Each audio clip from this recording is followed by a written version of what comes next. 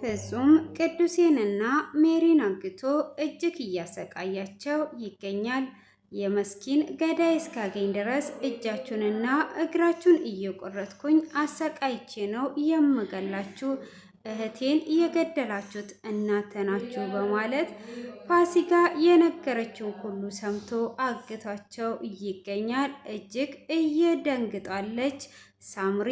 ሰላም ሰላም! ውድ የተከበራችሁና የተወደዳችሁ የማራኪ ቤተሰቦች ሰላማችሁ ባላችሁበት ዓለም ዳርቻ በጥፍ ብዝት ይበልላችሁ እያልኩኝ ቀጣዩን ክፍል ይዤ ቀርብ ያለው። በባለፈው ክፍል ላይ ትንሽ ላስታውሳችሁ፣ መስኪ እንግዲህ እስካሁን ድረስ ምንም የተገኘችበት ፍንጭ አልነበረም። ሆኖም ፋሲካ ቅዱሴና ሚራ ናቸው ያገቷት፣ የገደሏትም እነሱ ናቸው። ምንም አይነት ርራዬ ሳይሰጧት አንገቷን ቆርጠው ጥለዋታል። በዛ ላይ ልብሷ በደም ሁሉ ተጨማልቆ መጥቷል። አንተ እንዴት ነው የእህትን ገዳይ ዝም ብለ አጠገብ ጋር የምታየው? ለምን አትበቀላትም? እውነታውን አንተ ወንድም ነህ እንዴ ብላው፣ እሱም እውነትሽን ነው አንቺ ይሄን ሁሉ መረጃ ሰተሽኝ፣ ይሄንን ነገርማ በፍጹም አልተውም በማለት ቅዱሴ ከቤት ወጥቶ ነበረ።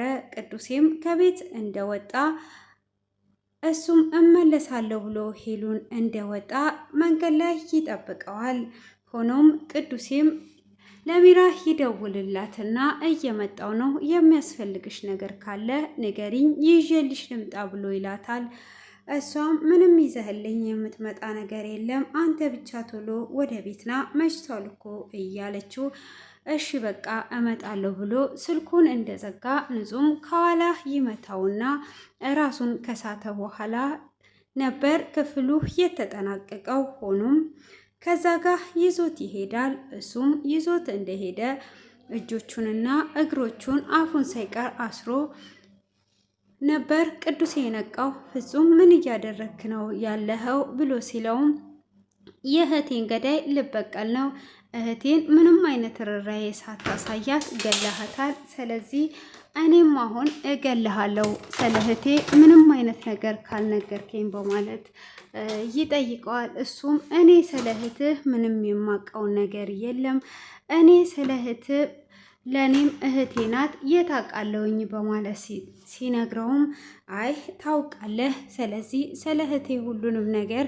ትነግረኛለህ፣ ካለምንም ርራዬ የእህቴን አንገት ቆርጠህ ጥለሃል። ስለዚህ እኔ እንደዚህ በቀላሉ የምፋታ እንዳይመስል ብሎ ሲለውም ፋሲካም ልክ ነህ፣ እዚሁ አሰቃየውና ቶሎ ግደለው፣ እንዴት ነው አንተ የእህትን ገዳይ ዝም ብለህ የምታየው ብሎ ሲል እንግዲህ ቅዱሴም የፋሲካ ወሬ አትስማ፣ ፋሲካ ውሸቷን ነው፣ ስለዚህ እኔ ምንም ያደረኩት ነገር የለም ብሎ ቢማጽነው እሱም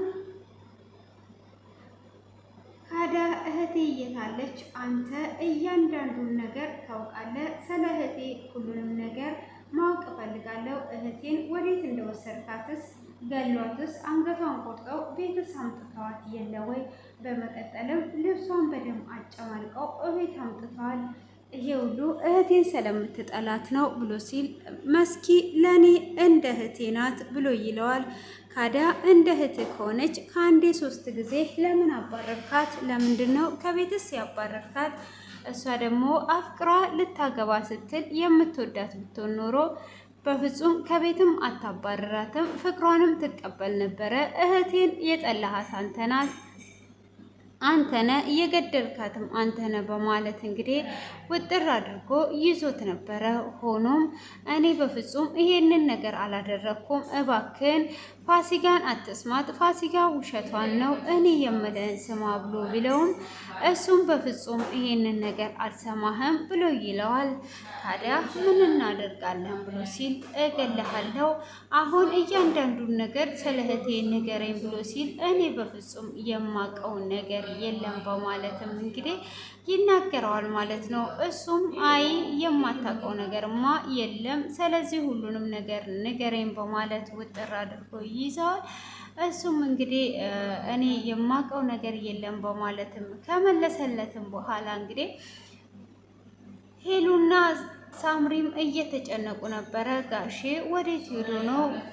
እኔ አሁን መጣው ብሎኝ አይደል ወይ እየደወለልኝ እየነበረ የምትፈልጊው ነገር ካለ ብሎኝ ነበር። ወዴት ገባ በዚቹ ሰከንድ? በማለትም ሄሉ ትጨነቃለች። ሳምሪም አይ ወይን ኔትወርክ ወይን ደግሞ ስልኩን ሳይለንት አድርጎት ሊሆን ይችላል እንጂ ጋሼ የትም አይሄድም፣ ምንም አትጨነቂ ብላ ትላታለች። እሷም እንዴት ነው የማልጨነቀው? አሁን አካባቢ ነበር እኮ ምን ትፈልጊያለሽ ብሎኝ ያለኝ። ስለዚህ ምን ውስጥ ገብቶ ነው? አሁን እሱም መፈለግ አለብን በማለት ትላታለች። እሷም የት እንፈልጋለን? እሺ አሁን አብረን እንሂድና እንፈልግ ብላ ሄሉ ስትል በፍጹም አብረን አይደለም የምንፈልገው፣ እኔ ሄጄ እፈልገዋለሁ፣ አንቺ ደግሞ ቤት ከመጣ ትደውይልኛለሽ፣ የሆነ ነገር እንኳን ቢፈጠር አንቺ ትደርሻለሽ ብላ ትላታለች። አይ እንደዛ ከሆነ ካዲያ እኔ ራስ ወዳጅ አይደለሁም፣ በፍጹም ብቻሽን እንድትሄጂ ልተውሽ አልችልም ብላ ትላታለች። አይ እትዬ እኔ ሄዳለሁ፣ አንቺ ቤት ተቀመጪና ደውይልኝ፣ ካለበለዛ እኮ እኔም ሆነ አንቺም እርስ በራሳችን እንኳን መተራረፍ አንችልም። የሆነ ነገር እንኳን ቢመጣ ብንሞት እንኳን የሆነ ነገር ቢሆን ማን ነው የሚደርሰው? ስለዚህ የት አለ በማለትም ትላታለች። እሷም እንደዛ በምትላትም ሰዓት እንግዲህ ለምንድን ነው እንደዚህ የተካሄደው በማለትም ለምንድን ነው ፈተና የበዛብኝ? ለምንድን ነው እንደዚህ የሚካሄደው? እንደዛ ከሆነ በቃ እውነት ነው፣ አንቺ ሂጂና ፈልጊ፣ ያለውን ነገር ታሳውቂኛለሽ፣ እኔም ደግሞ እደውልልሻለሁ ብላ ትላታለች። እሷም እሺ በማለትም ትናገራለች። እንግዲህ ሳምሪም ሄሉን ትታ ከአጥር ውጪ እንደወጣች ትንሽ እንደተራመደች የቅዱሴን ስልክ ታገኛለች። እሷም እጅግ ትደነግጣለች። ደምም አይቷ ስልኩንም ባየችበት ሰዓት ከደነገጠችም በኋላ እንዴት ነው የጋሺ ስልክ እዚህ የኖረው በማለት እንግዲህ የቅዱሴንም ስልክ ይዛ ወደ ቤት ትመለሳለች። እጅግ ጨለማና የሚያስፈራ ሰዓት ነበረ። ሆኖም ያንን ነገር ይዟ ከመጣች በኋላ ሄሉም ስታይ ትደነግጣለች። እንዴት ነው ይህን ስልኩን ከየት አመጣሽ? ምንድን ነው እየተካሄደ ያለው ብላ ስትላትም እሷም አይ እኔ ከመንገድ ላይ ነው ያገኘሁት፣ እዛ ጋም ደም አለ፣ ደሙ ምን እንደሆነ አልገባኝም ብላ ስትላትም ሄሉም እጅግ ትደነግጣለች። ማለት ምን እየተካሄደ ነው ያለው? እሱ ምን ሆኖ ነው ይሄን ያህል እንዴት ይሄ ነገር ሊካሄድ ቻለ? በማለትም እንግዲህ ከደነገጠችም በኋላ ለምን ይሄ ነገር እንደዚህ ሊሆን እንደቻለ አልገባኝም ብላ እንግዲህ ከደነገጠችም በኋላ ምን ማድረግ አለብን? ማን ነው ይሄንን የሚረዳን? ትላለች። እሷም እንግዲህ የሚረዳን አሁን ላይ ንጹህ መሆን አለበት በማለትም እንግዲህ ወደሱ ትደውልለታለች። እሷም ትደውልለታለች። እሷ በደወለችለትም ሰዓት እሱ ደግሞ ቅዱሴን እያሰቃየው ነበረ። አሁን ከምገል ቶሎ ተናገር ብሎ ቢላ ይዞ እያስፈራራው ሲሆን በኋላ የሚጸጽትን ነገር እንዳታደርግ፣ እውነት እኔ እህትን ገድዬ ከሆነ የሚጠቅም ከሆነ እኔን መግደል ትችላለህ ብሎ ይለዋል። ፋሲካም እንዴ የጭንቅላት አጠቃቀም ትላላችሁ? ይሄማ አውቆ ነው አንተ ከማድረግ ወደ ኋላ እንዳትል የእህትን ገዳይ ግዴታ መበቀል አለብህ ብላ ታበረታተዋለች። እሱም አሁን ሳልገል የምተው እንዳይመስል እኔማ ስለ እህቴ ሁሉንም ነገር ማድረግ ወደ ኋላ አልልም ብሎ ይለዋል። እንግዲህ ከጠቀመህና ፋሲካ የምትለውን ውሸት ሰምተህ የምትገለኝ ከሆነ ግደለኝ ይኸውልህ ብሎ ሲለውም እሱም ሊገለው ካለ በኋላ በፍጹም ቶሎማ አልገልህም፣ ከገደልኩማ ተሸነፍኩኝ ማለት ነው። ስለዚህ እያንዳንዱ እጆችን እየቆረጥኩኝ እያሰቃየውክ ነው እንጂ የምገልክ እንደዚህማ በፍጹም አልገልህም ብሎ ይለዋል። እውነት እኔ ገድያት በሆን ኖሮ ለምንድን ነው እጄን ለፖሊስ የማልሰጠው ብሎ ይለዋል።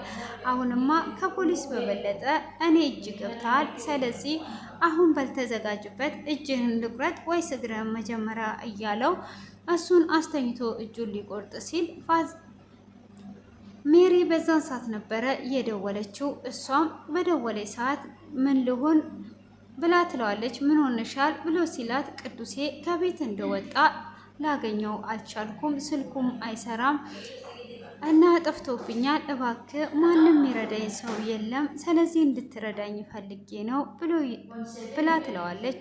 አይ አንቺ አትጨነቂ፣ እኔ ያለሁልሽ፣ ምንም ችግር የለም፣ ደግሞ እሱ እኮ ወንድ ልጅ ነው፣ ምንም አይሆንም ብሎ ይላታል። እሱም እንግዲህ እዚህ ጋር ሁለቱንም አምጥተው ሁለቱንም እያሰቃያቸው ግደላቸው ብለው ነበር ፋሲካ። ስለዚህ ሄዶ ሄሉን ለማምጣት ምንም እንዳታስቢ፣ እኔ ከጎንሽ ነኝ፣ ቅዱሴን እንፈልገውና እናገኛለን፣ አንቺ ብቻ እንዳትጨነቂ ብሎ ይላታል። እሷም ወንድሜ አመሰግናለሁ፣ አንተ ከጎኔ ስለወቅና ስላበረታኝ በጣም ነው የማመሰግነው፣ በቃ እሺ መጣው በማለትም እንግዲህ ትናግረዋለች። እሷም እመጣለሁ ብላ ካለችውም በኋላ እመጣለሁ ካላት በኋላ በቃ እሱ ከመጣ እናገኘዋለን ትላለች። እሱም ወደ ቤት ይመጣል። ቤትም ከመጣ በኋላ ሄሉዬ ምን ሆንሽ ነው በማለትም ሲላት ቅዱሴ ወዴት እንደገባ አጣውኝ፣ የሆነ ነገር ካደረጉት ብዬ በጣም ፈርቻለሁ ብላ ትለዋለች። ምን ነው ጠላት አለው ወይ ብሎ ሲላትም አይ ምን እንደሚሆን በአሁን ሰዓት አይታወቅም፣ ምንም አይነት ጠላት የለውም፣ ግን ምን እንደሚሆን ስላላወቅኩና ውስጤ ስለፈራ ነው ብላ ትለዋለች። እሱም ምንም እንዳታስቢ በቃ እናገኘዋለን፣ የትም አይሄድም፣ አሁን ወተን እንፈልገዋለን ብለው ሲላትም እሱ እኮ ምንም የሚያጠፋው ነገር የለም፣ እኔ ምን እንደነካብኝ ብቻ ግራ ገባኝ እንጂ እሱ ስሙ ቅዱስ ነው፣ እንደ ስሙም ቅዱስ ነው፣ ምንም አይነት ከሰው ጋር ጸብም ሆነ ሰውንም የመንካት ምንም የለበትም ብላ ትለዋለች። እሱ ግን እዛ ጋር እሱን አግቶ ነበር ወደ እሷ እየመጣው። እውነትሽን ነው፣ ማንም ሰው አይነካውም፣ ግን እኔ ምልሽ ስለ መስኪ ምን አዲስ ነገር አለ? መስኪን ምናልባት እሱ የሆነ ነገር አድርጓት ይሆን እንዴ ብሎ ሲላት፣ እንዴ እንደዛ ትጠረጥራለህ እንዴ? ቅዱሴ እኮ ልክ እንደ ስሙ ቅዱስ ነው ብላ ትለዋለች። እና የዛን ጊዜም እኮ መስኪ እኛ ምንም ነገር እያደረግናት ነገር የለም፣ ካሌብ ነው፣ በካሌብ እየተነሳ ነው ይሄን ነገር እያደረገችው፣ ስለዚህ ካሌብ ይሄንን ነገር ያደረገው በማለትም እንግዲህ ትናገራለች። እንደዛ ከሆነ እንግዲህ ካሌብም የት ነው ያለው? ካሌብ ምኗ ነው ብሎ እንደ ድጋሚ ይጠይቃታል። እሱም እንግዲህ ካሌብ የሆነ ነገር አድርጎ ሊሆን ይችላል፣ ሌላ ጠላት ማንም የለም፣ ፖሊሶቹም እስካሁን ድረስ የደረሱበት ነገር የለም በማለት እንግዲህ ትመልስለታለች። በቃ አሁን ለምን ተያይዘን ሄደን ቅዱሴን አንፈልገውም በማለት ይላታል። እሷም እሺ በቃ እንፈልገዋለን ትልና ሳምሪን ጠርታ ልብስ አምጪልኝ የምደርበውን ነገር ሄጄ ቅዱሴን ከሱ ጋር ልፈልግ ብላ ብትላትም ሳምሪ ውስጧ የሆነ ነገር ስለነገራት በፍጹም እትዬ አትሂጂ፣ አንቺ ሴት ነሽ፣ እሱ ፈልጎ ይዞት ይምጣ፣ እኔ የሆነ ነገር ውስጤን እየተሰማኝ ነው፣ ከቤት መውጣት የለብሽም፣ ጋሼ ምንም አይሆንም ብላ ትመልስላታለች። ሆኖም ጋሼ አዎ ምንም አይሆንም፣ ግን እንዴት ቢሆን ነው እንደዚህ የሆነው? እኔ ከሱ ጋር ሄዳለሁ እንጂ ቅዱሴን አጥቼ በፍጹም እዚህ አልቀመጥም። በምን ልብ ነው እዚህ የምቀመጠው? እኔ ራስ ወዳጅ አይደለሁም በማለት እንግዲህ ከንጹህ ጋር ተያይዛ ትሄዳለች። እሷም ከቁልጭ ጋር ተያይዛ ከሄደች በኋላ እዛ ስትደርስ እንግዲህ እሱ ታግቶ ነበረ። ሆኖም ደረስኩልህ ቅዱስዬ ደረስኩ ብላ እሷ እንደያዘችው ከጀርባ በኩል ፋሲካ ትመታታለች። እሷም እራሷን ከሳተች በኋላ እጆቿንና እግሮቿን አስረዋት፣ ስለዚህ አሁን እነሱን መበቀል አለብን፣ ምንድን ነው እሱ ብሎ ሲላትም በፋሲካ ሞት እኛን ጠርጥረውን ሊገሉን ነው፣ አንቺ ለምን መጣሽ ብሎ ሲላትም እኔ እኮ እንፈልገው ሲለኝ ነው ብላ ትላለች። እንግዲህ ሳምሪም እዛ ቤት ውስጥ እጅግ እየተጨነቀች ትገኛለች። የት እንደገቡ ወዴት እንደወጡ ለማወቅ አልቻለችም። ሆኖም እንግዲህ ፋሲካም ወደ ውጭ ታወጣውና የእህትን ገዳዮች መበቀል አለብህ፣ አሁን ጀምረሃል፣ መጨረስ አለብህ፣ በፍጹም እንዳትተዋቸው፣ እያንዳንዱን እጃቸውን እየቆረጥክ አሰቃያቸውና ግደላቸው ብላ ትለዋለች። ስትለውም ስለ እህቴ ገዳዮች ስለነገርሽኝ አመሰግናለሁ፣ እንድበቀለም ስለረዳሽኝ ብሎ ሲላትም ለእኔም እኮ የእህቴ ልጅ ናት፣ አንተ ደግሞ ምን እያልከኝ ነው ብላ ትለዋለች። እሷም እንግዲህ እንደዛ ባለችው ሰዓት እሺ በቃ አሁን ወደ ውስጥ ተመልሰ እያንዳንዱን ነገር ዋጋቸውን አስከፍላቸው ብላ ትለዋለች። እውነትም አንተ የእህትህን ገዳይ ስለተበቀልክ ደስ ብሎኛል እያለች እንግዲህ ፋሲካ እንደምታውቁት ጠብለል ጠብለል እያለች ትገኛለች። ሆኖም እንግዲህ ቅዱሴና ሄሉም ከዚህ ማምለጥ አለብን ሊገሉን ስለሆነ እኛ ምንም ባላደረግ ነው እያለ እንግዲህ ሄሉ እንደምንም ብላ እጆቹን እንድትፈታ ያደርጋል። እሷም እንግዲህ ከፈታችሁ በኋላ ለማምለጥ ሲሉ ክፍሉ በዚህ አይነት ተጠናቋል ማለት ነው። እና እንግዲህ እዚህ ጋር አሁን እነ ቅዱሴ ምንም ያደረጉት ነገር የለም። እሷ ቅዱሴን ካላገባሁት በማለት እንግዲህ የእህቷን ልጅ ባል አንተን የምወደቅ በማለት አብራ ተኝታ ቪዲዮ ተነስታ ብታስፈራራው ምንም ብትለው በመጨረሻ እንግዲህ ከዛ ቤት እንድትወጣ በተደረገችበት ማታ ነበረ ተገላለች ተብሎ እንግዲህ አንገቷ ተቆርጧል ተብሎ ወደ ቤት እየመጣው ማለት ነው። እንግዲህ አሁን እነ ቅዱሴ ምንም አይነት ወንጀል ባላደረጉት ነው በዚህ አይነት ስቃይ እየተሰቃዩ ያሉት ማለት ነው። ዋጋ እየከፈሉ ያሉት እየተሰቃዩ ያሉት ማለት ነው። እና በጣም ነው የሚገርመው። እንግዲህ አሁን ካሌብና ፋሲካ ናቸው እኔ የምጠረጥራቸው ማለት ነው ይህንን ወንጀል ያደርጋሉ ብዬ ማለት ነው። እንግዲህ ወንጀለኞቹ ነው ወንጀለኛ ያልሆነውን ሰው እንደዚህ ሲያሰቃዩት በጣም ነው የሚያሳዝነው ማለት ነው። ሆኖም እንግዲህ አሁን ክፍል 1 ብቻ ነው የቀረው ሊጠናቀቅ ማለት ነው። እንግዲህ እናንተም ግምታችሁን ኮሜንት ላይ አስቀምጡ። እንግዲህ የፍቅር ቅጣት አሉት ማለት ነው። እና የፍቅር ቅጣት ያሉበት እንግዲህ ሄሉ ቅዱሴን እያፈቀረችው እንግዲህ ከቅዱሴ ለመንቀጥ ካሌብም ያላደረገው ነገር የለም። ነፍሰ ጡር የሆነችውን ሻይ ውስጥ መድኃኒት ጨምሮ አስወርዷት ነበረ። ቅዱሴ በዛም አልተለያትም። የድሮ ቪዲዮን ከካሌብ ጋር መጀመሪያ በፍቅር ያሳለፉትን እሱንም አሳይቶት ነበረ። ቅዱሴ ያም አላሸነፈውም እና ከልብ ፍቅር ካለ ትክክለኛ ፍቅር ካለ እንግዲህ ሁሉንም ነገር እየተውን ነው ማለፍ ያለብን ማለት ነው። እና ዳግም ያለፈውን ነገር እንደ አዲስ አድርገው ሲያመጡ ያንን ነገር ማበላሸት የለብንም። እንግዲህ ቅዱሴ ያንን ነገር ሁሉም ይሄ ያለፈ ነው እኔን ምንም ነገር አይመስለኝም በማለት አንተ የማትረባ ነህ፣ እንዴት ሚስት ከሌላ ሰው ጋር ተኝታ ስታይ አብረህ ትሆናለህ? ልጅህን እንዴት አስወርዳ እራሷ መድኃኒቱ ውጣ ነው ያስወረደችው በማለትም ብዙ ነገር እያደረጉ እንግዲህ አሳልፈዋል። መስኪም እንግዲህ ቅዱሴን የራሷ ለማድረግ ብዙ ነገር ዋጋ ከፍላለች። ቅዱሴ ያው መስኪን አፈቅራትም ነበረ። እንግዲህ መስኪና ካሌብን በመተባበር አንድ ላይ እዛ ከገቡ በኋላ እንግዲህ ቅዱሴን ሻይ ውስጥ ጁስ ውስጥ መድኃኒት አድርጓ እንቅልፍ በወሰደው ሰዓት አብራም ተኝታ ነበረ ቪዲዮ የተቀረጸችው። ሁሉንም ነገር እንግዲህ ወደዚህ ወደዛ ብትል ሊሳካላት አልቻለም። በስተመጨረሻ እንግዲህ ሞታለች የሚል መርዶ ነበር እየመጣለ። እኔ ግን አልሞተችም ነው የምለው። እንግዲህ ቀጣዩ ክፍል እጅግ ነው የሚያጓጓ። እንዴት አድርገው ነው ይህንን ምዕራፍ የሚዘጉት የሚለው ማለት ነው። እንግዲህ ፋሲካ እና ካሌብ ወደ እስር ቤት ይገባሉ። እነ ቅዱሴ ደግሞ እንዳመለጡትም በፍቅር ቤታቸውም ሳይወሰድ ተጣልተውም ተለያይተው ሳይቀሩ ምንም ሳይወረሱ ምናምን በሰላም ይኖራሉ። ፍቅራቸው ይቀጥላል ብዬ ተስፋ አደርጋለሁ። እንግዲህ ምንም አይነት ወንጀል የለባቸውም። አንድ ሰው ከቤቱ ማውጣት መፍቱ ነው። እንግዲህ እሷ እያሰቃየቻቸው ከቤቴ ውጭልኝ ማለቷ ምንም ያጠፋችው ነገር የለም። ስለዚህ እንደዛ ብዬ እኔ ገምቻለሁ። እናንተም ደግሞ ግምታችሁን ዱቅ አድርጉ ማለት ነው። ለዛሬ ያዘጋጀውላችሁ ይሄንን ይመስላል። ለዚህ ቤት አዲስ ይሆናችሁ የደውል ምልክቷ ጫን ስትሏት ጠቆር ትላለች። ላይኳን ደግሞ ላይክ ስታደርጓት ጠቆር ትላለች እና ደመቅ ሸብረቅረቅ ይላል ማለት ነው። ስለዚህ ደመቅ ሸብረቅረቅ እያደረጋችሁ አፈምሱኝና ፌመስ ነኝ ብዬ ቪዲዮን ለመስራት ማለት ነው።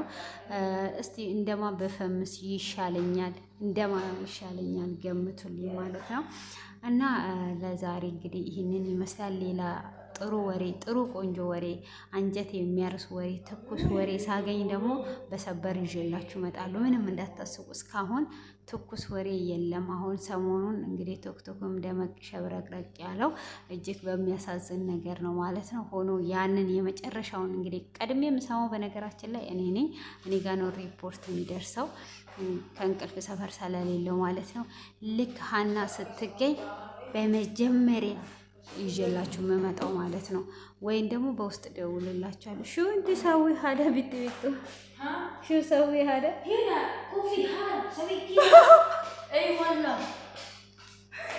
ዳቧን አቃጥለዋት ኬፍ እንዲ ሰው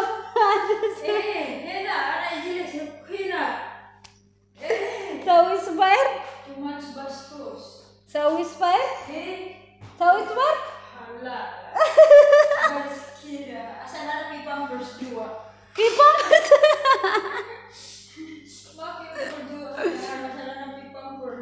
ليش انت اعطي بامبرز؟